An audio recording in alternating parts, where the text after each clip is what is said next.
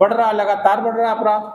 Sir अभी हाल में ही जो कि आजाद बिन जो कि एक शादी करने जा रहे थे, उनको गोलियां मारी जाती हैं, उनकी दर्दनाक मौत होती है और प्रशासन कहता है कि हम उस पर एक्शन करेंगे, लेकिन कई दिन बीतने के बावजूद भी पूरी तरह से जो कार्रवाई होनी चाहिए वो कार्रवाई नहीं हुई।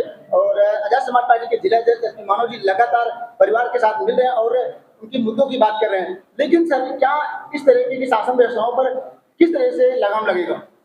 देखिए, मैं अभी बता दूं, जैसे अभी यहाँ पे जो घटना हुई है और बहुत ही दुखद घटना हुई है कि भाई को रास्ते में ही रोक के गोली मारी गई। और यहाँ पे मीटिंग किस चीज़ के लिए हुआ था? ये मीटिंग जो आगामी विधानसभा चुनाव है 2027 का, उसके संबंध में ये मीटिंग बुलाई गई थी। जनपद जौनपुर की में जो मीटिंग मछली शहर में संपन्न हुई है, जिन जिन विधानसभाओं में हमारे प्रत्याशी हैं वहाँ के तमाम बूथ सेक्टर कमेटियाँ जो अभी भी बनने के लिए तो बन गई हैं, लेकिन उनको रिफ्रेश करना जो थोड़ी बहुत अधूरी है उनको पूर्ण करने के लिए ये मीटिंग बुलाई गई थी। और अपने कार्यकर्ताओं को ये संदेश दिया गया है कि अपने क्षेत्रों में जाकर आप इस बहुजन समाज की जो भी जातियाँ हैं उनमें जाके आप सब लोग काम करें, सबको जोड़ें, ताकि आगामी चुनाव को हम लोग अच्छी तरीके से लड़ सकें। प्रोफेसर लक्ष्मण यादव बोल रहे थे कि उत्तर प्रदेश में सिर्फ अखिलेश की पार्टी समाजवादी पार्टी संविधान बचा रही है, क्या ये सही है? भाई प्रोफेसर लक्ष्मण यादव जी को आप लोग लगातार वॉच कर रहे होंगे, इस पे मैं बहुत कुछ नहीं कहूँगा।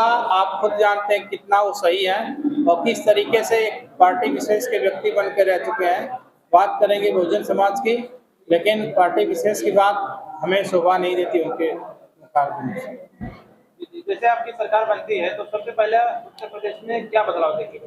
जी बिल्कुल, आपका सवाल एकदम सही, मैं जवाब भी दूंगा आपको। हमारी सरकार बनती है, जैसा हमारे राष्ट्रीय अध्यक्ष जी का बार बार स्टेटमेंट आ रहा है सोशल मीडिया के माध्यम से, मीडिया के माध्यम से, कि अगर हमारी सरकार आती है तो हम लोग शिक्षा, स्वास्थ्य, जो रोजगार है, महिला सुरक्षा, किसानों की सुरक्षा, किसानों की आय की जो बात है उस पर, इन तमाम महत्वपूर्ण बिंदुओं पे हमारी सरकार काम करेगी अगर हमारी सरकार सत्ता में आती है तो। सर कितनी सीट पे लड़ सकती है आपकी? अभी तो हम लोग सभी सीटों पे लड़ रहे हैं। 403? बिल्कुल, हमारी तैयारी 403 सीटों पे है। सर किससे लड़ाई लग रही है? जी किससे लड़ाई लग रही है? सपा से, बसपा से? भाई, मेरी लड़ाई किसी से नहीं, मैं अपनी लड़ाई खुद लड़ रहा हूँ। हमारी पार्टी जीतने की लड़ रही है, जो सामने आएगा उससे लड़ा जाएगा। समाजवादी पार्टी कहती है कि अपना वोट खराब मत करो, हम पीडीए बनाए, पीडीए के थ्रू हमें वोट करो। भाई देखिए, समाजवादी पार्टी क्या कह रही है इससे हम लोगों को कोई फर्क नहीं पड़ने वाला, लेकिन हमारी पार्टी जो आजाद समाज पार्टी, हम आजाद समाज पार्टी के लिए काम कर रहे हैं। और आजाद समाज पार्टी केवल वो पीडीए बना के केवल नाम मात्र का घूम रहे हैं, लेकिन हमारी पार्टी धरातल पे वाकई 85 की बात करती है और 85 के लिए लड़ती है, 85 के लिए हमेशा संघर्षरत है और 85 की बात करती है। सर लगातार जौनपुर में डॉक्टर बी आर अम्बेडकर साहब की प्रतिमाओं का तोड़ा जा रहा है, उनके ऊपर गोबर छिड़का जा रहा है, शासन उस पर FIR तो दर्ज करती है लेकिन कोई कार्रवाई नहीं होती, आपके क्या विचार है? जी बिल्कुल, मैं बताऊंगा कि आपका प्रश्न जो है, देखिए बाबा साहब, आज का जो वर्तमान परिवेश है कि उत्तर प्रदेश का, चाहे भारत की मैं बात करूं, तो बाबा साहब को लेकर आज जो भी राजनीति, जितनी भी पार्टियां कर रही हैं, केवल बाबा साहब के नाम पे कर रही हैं। और उनको लगता है कि हम बाबा साहब को क्षति पहुंचाएंगे, बाबा साहब को नुकसान करेंगे, उनका अपमान करेंगे, तो शायद ये लोग हमसे जुड़ेंगे या डरेंगे। तो ऐसी भी कोई बात नहीं है, ये बहुजन समाज जान चुका है और डरने वाला नहीं है। आप कितना हो अपमान करेंगे, लेकिन हम बाबा साहब के लिए सदैव खड़ा रहे हैं और खड़ा रहेंगे, आने वाले समय तक रहेंगे। रह गई कार्रवाई की बात, तो आप देख सकते हैं कि ये डबल इंजन की सरकार किस तरीके से इस पूरे प्रदेश में और देश में दोनों हम बात करें तो किस तरीके से जुल्म अत्याचार बढ़ चुका है। रोज हत्याएं हो रही हैं, रोज बहनों का अपमान हो रहा है, रोज बलात्कार हो रहा है, रोज दलित, किसान, मजदूर रोज मारे जा रहे हैं। आप सोशल मीडिया पर चलाते होंगे, आप देख रहे हैं, लेकिन कहाँ कुछ लगाम लगने वाला है। तो ये सरकार खुद नहीं चाह रही कि यहाँ से ये अपराध मुक्त देश हो, अपराध मुक्त प्रदेश हो। तो कहाँ से अपराध मुक्त होगा? अपराध बढ़ रहा है, चरम पे बढ़ रहा है, लगातार बढ़ रहा है अपराध। सर अभी हाल में ही जो कि आजाद दिन जो कि एक शादी करने जा रहे थे, उनको गोलियां मारी जाती हैं, उनकी दर्दनाक मौत होती है और प्रशासन कहता है कि हम उस पर एक्शन करेंगे, लेकिन कई दिन बीतने के बावजूद भी पूरी तरह से जो कार्रवाई होनी चाहिए वो कार्रवाई नहीं हुई।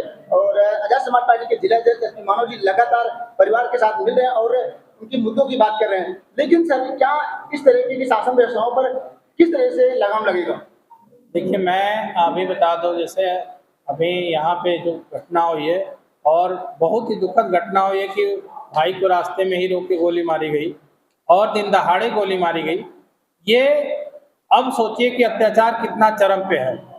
और इसी घटना के सापेक्ष आपने देखा होगा जनपद गाजीपुर में एक घटना हुई थी जिसमें एक बहन के साथ बर्बरता की गई, उसको मारा गया, तमाम बातें ऐसी हुई। और वहाँ पे जितने भी नेता आने के लिए सोचे, मैं हमारा भी प्रतिनिधिमंडल गया था, उसमें स्वयं हम लोग खुद गए थे, पथराव किया गया, ईंट पत्थर चलाया गया और पुलिस मूक दर्शक बन के देख रही है।